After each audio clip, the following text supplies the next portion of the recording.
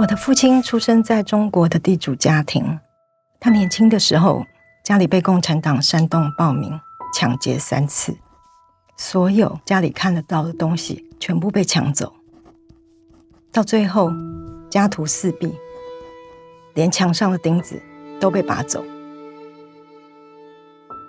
他逃出中国，在台湾遇到我的母亲。我的母亲出生在台湾的农村，他们2个人成家立业，有了我和弟妹。身为蓝营后代，直到2012年，我在总统大选投的还是马英九。但是2014年的服贸协定，让我发现国民党开始清攻。时代变了，国民党也变了。昨天是我爸爸的忌日，终其一生他都是国民党员，但是终其一生他都反共。他前半生饱经战乱，家破人亡，都是因为共产党。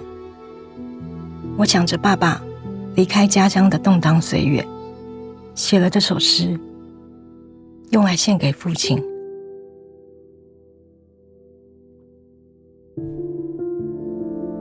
1949滚滚红潮来袭，17岁的少年泪别母亲，腰缠救命碎金，转身奔离祖先田园，遁往香港吊井里。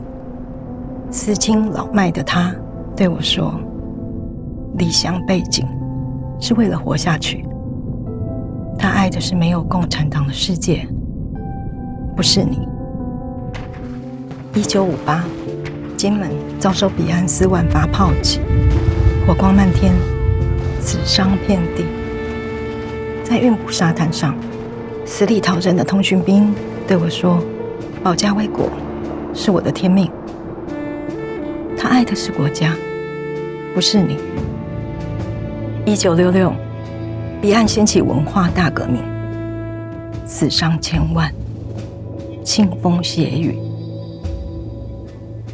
福尔摩沙一语，却有些许生机。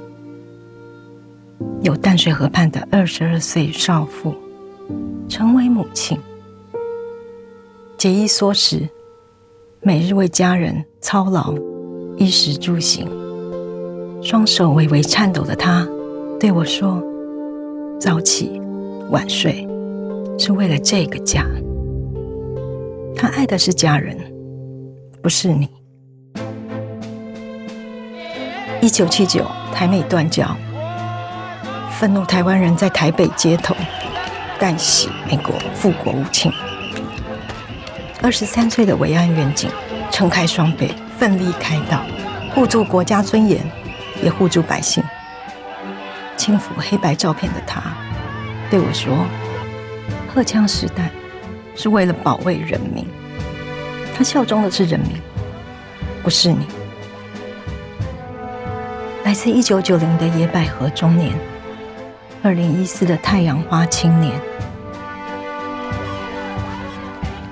，2024的青鸟少女，结伴走到我的眼前，对我说，走上街头是为了捍卫下一代幸福的权利。他们爱的是民主自由，不是你。不久之后，立法院的大门在你身后轰然关闭，将你隔离。你终于发现，你的同志爱的只是权利，不是人民。